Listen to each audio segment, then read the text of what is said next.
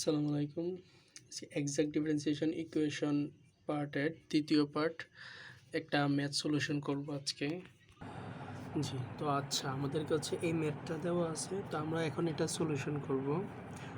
তো যেহেতু এটা হচ্ছে আমাদের এক্সাক্ট ডিফারেন্সিয়েশন ইকুয়েশনের ম্যাথ, আমরা আমাদের মেন সমীকরণটাকে 1 নং সমীকরণ ধরে নিলাম।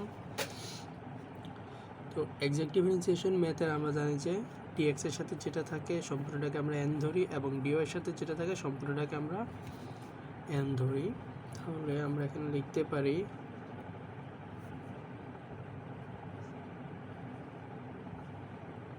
y স্কোয়ার, আর এই পাশে আছে হচ্ছে আমাদের n equal to 2x cube y plus 4y cube. তো এটা হচ্ছে আমরা এখান থেকে নিলাম। তো এখন হচ্ছে আমরা জানি যে আমাদের m কে আমরা y এর রেসপেক্টে ডিফারেন্সিয়েশন করব এবং n কে আমরা x এর রেসপেক্টে ডিফারেন্সিয়েশন করব। এখানে যেহেতু আমরা y এর রেসপেক্টে ডিফারেন্সিয়েশন করব, তাহলে এখানে আমাদের 3x স্কোয়ার এটা একটা কনস্ট্যান্ট আকারে থেকে যাবে। y এর রেসপেক্টে যেহেতু y কে আমরা ডিফারেন্সিয়েশন করতেছি, তাহলে y স্কোয়ার মানে হচ্ছে y two the power n। তো y two the power n এর সূত্রটা হচ্ছে, ফর্মুলাটা হচ্ছে আমাদের পাওয়ারটা সামনে চলে আসবে, y হবে এবং পাওয়ার থেকে 1 মাইনাস হবে। তাহলে এখানে হচ্ছে আমাদের 3x স্কোয়ার, আচ্ছা এখানে তো 2y আসতেছে, তাহলে হচ্ছে 6x স্কোয়ার y। এটা হচ্ছে আমরা এই পাশে পাইলাম dm ডিভাইডেড বাই dy করে। এখন আমরা দেখি যে আমাদের এইটা থেকে কি আসে। এখানে যদি আমাদের x এর রেসপেক্টে ডিফারেন্সিয়েশন করতেছি, তাহলে এখানে হচ্ছে 2 আমাদের কনস্ট্যান্ট, y আমাদের কনস্ট্যান্ট। এখন x এর রেসপেক্টে যদি আমরা x two the power n K differentiation করি, তাহলে হচ্ছে পাওয়ারটা সামনে চলে আসবে এবং পাওয়ার থেকে 1 মাইনাস হবে। তাহলে আসতেছে হচ্ছে 3 দুগুণে 6, এখানে y, এখানে হচ্ছে x, 3 থেকে গেলে হচ্ছে 2, অর্থাৎ এখানেও সেমভাবে আসতেছে 6x স্কোয়ার y। আর এই পাশেটা লিখি না, এর কারণ হচ্ছে প্লাস, এখানে আমরা হচ্ছে x এর রেসপেক্টে যখন ডিফারেন্সিয়েশন করতে যাচ্ছি তখন এখানে 4 কনস্ট্যান্ট, যেহেতু এখানে x আছে তাহলে এখানে y কিউবটা এখানে কনস্ট্যান্ট, তাহলে এই পাশেরটা 0 হয়ে যাবে। এই জন্য হচ্ছে এখানে 6x স্কোয়ার y থাকবে। যেহেতু উভয় পাশের মানটা একই রকম আছে, তাহলে আমরা সহজে বলতে পারি যে এটা একটা এক্সাক্ট ডিফারেন্সিয়েশন ইকুয়েশন।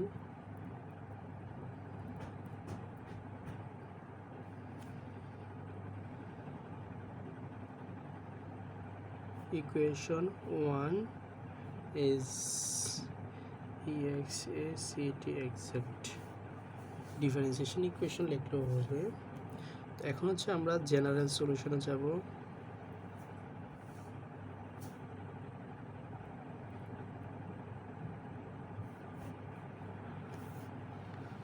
এখন যদি আমরা এটাকে জেনারেল সলিউশন করতে যাই, তো আমাদের জেনারেল সলিউশনের যে ফর্মুলাটা আছে, আমরা হচ্ছে আমাদের প্রথমে ফর্মুলাটা লিখে নিলাম, m dx plus n dy equal to c। তো আমরা আগের মতোই সেম এখানে m হিসাবে যে মানটা লিখছি সম্পূর্ণটা এখানে লিখে নিলাম, 3x square y square dx plus n যখন লিখবো তখন আমরা জানি যে এখানে আমাদেরকে x মুক্ত টার্ম লিখতে হবে। তো এখানে আমরা যদি আমাদের মেইন সমীকরণটা দেখি, এখানে হচ্ছে 2x কিউব y আছে, অর্থাৎ এখানে x যুক্ত আছে, তাহলে আমরা এই টার্মটা লিখবো না, 4y কিউব, এইখানে x নাই, আমরা শুধু ওই টার্মটাই লিখবো। তাহলে আমরা এখানে লিখতে পারি 4y cube dy equal to c। এখন যদি আমরা এখানে ইন্টিগ্রেশন করি, তাহলে আমরা dx কে যেহেতু করতেছি, তাহলে এখানে আমাদের কনস্ট্যান্ট হিসাবে যা আছে সেটা সামনে চলে আসবে, 3y স্কোয়ার, এখানে আমাদের কনস্ট্যান্ট থেকে যাবে, x two the power n, x two the power n কে যখন আমরা ইন্টিগ্রেশন করি তখন হচ্ছে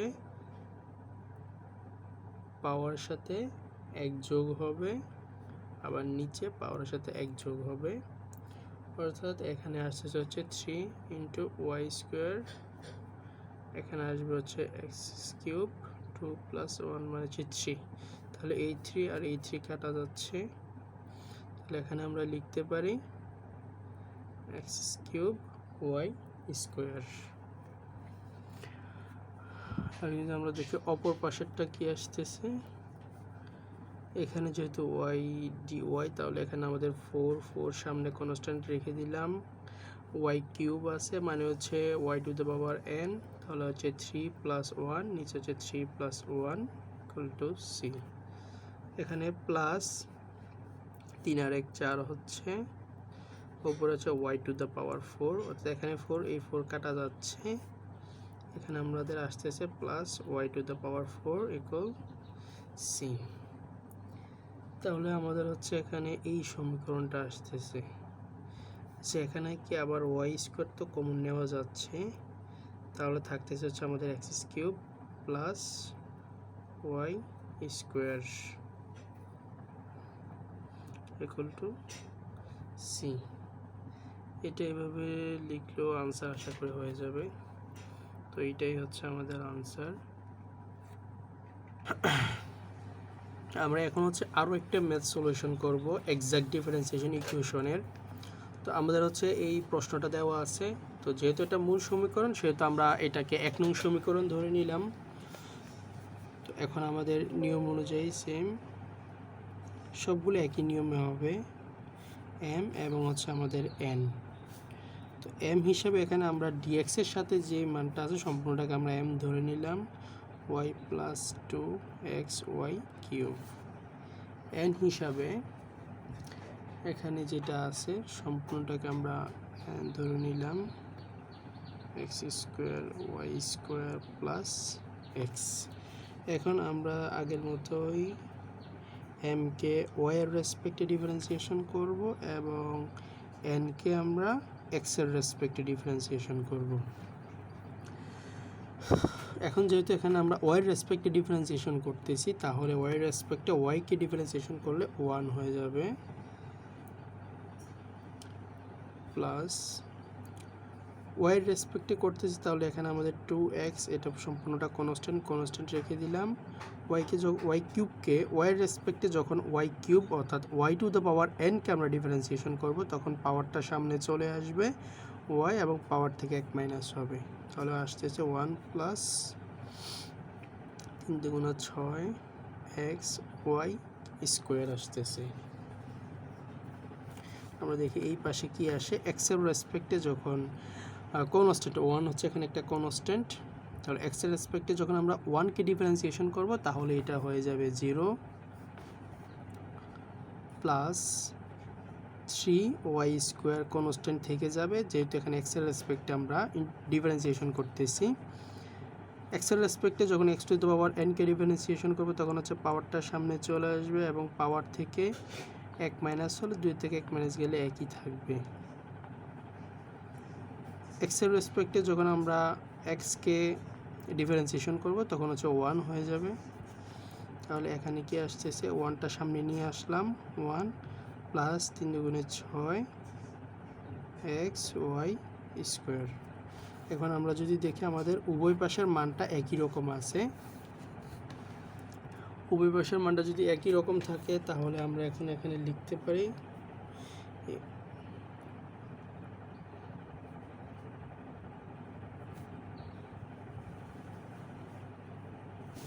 equation 1 is exact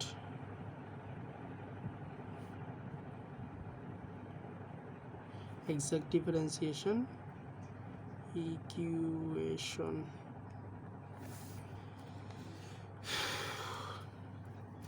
তাহলে এখন আমরা আসবো হচ্ছে আমাদের জেনারেল সলিউশন।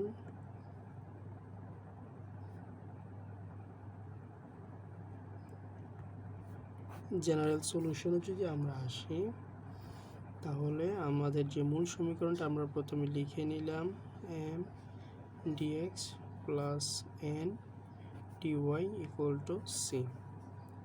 তাহলে এখানে এম হিসাবে যেটা আছে আমরা সম্পূর্ণটা উপর থেকে যদি এখানে আনি, এখানে যদি আমরা দেখি, এখানে আমরা জানি যে এমটা আমাদের পুরোটা, তাহলে এখানে আমরা লিখে নিলাম পুরোটাই y plus 2x y cube dx plus, আবার বলতেছি এখন হচ্ছে আমরা n এর যে মানটা আছে n এর মানটা আনবো। আমরা বারবারই বলে আসতেছি এখানে আমরা x মুক্ত টার্ম আনবো। তাহলে এখানে যদি 1 দেখি তাহলে 1 এর সাথে x নাই, তাহলে এখানে 1 নিতে পারি।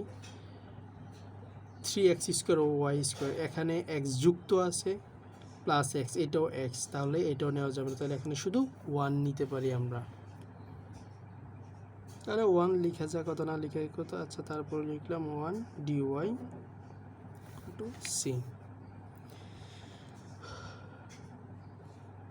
যখন এখানে আমরা x এর রেসপেক্টে ইন্টিগ্রেশন করব, তাহলে এখানে আমাদের y থেকে যাচ্ছে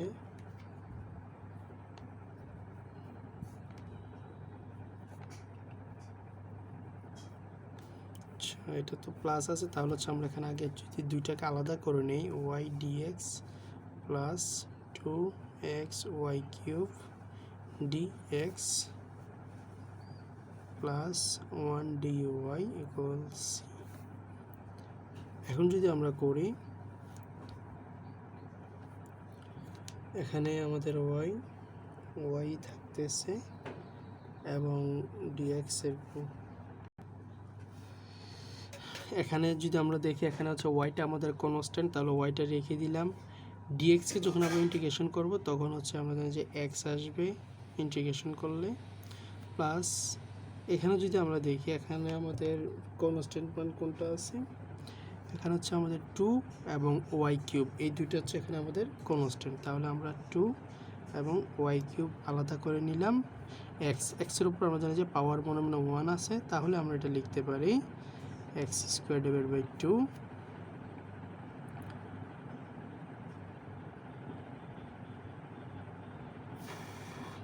প্লাস 1 dy আছে, dy-কে যদি করি তাহলে হচ্ছে এখানে y আসবে ইকুয়াল টু c। তাহলে এখানে আসতেছে xy প্লাস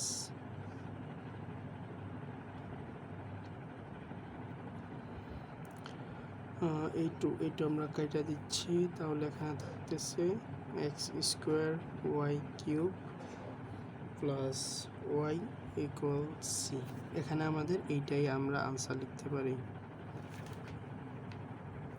এইটাই হচ্ছে আমাদের টোটাল ম্যাথ সলিউশন। তো আমরা হচ্ছে আজকে এই দুইটা ম্যাথই সলিউশন করলাম।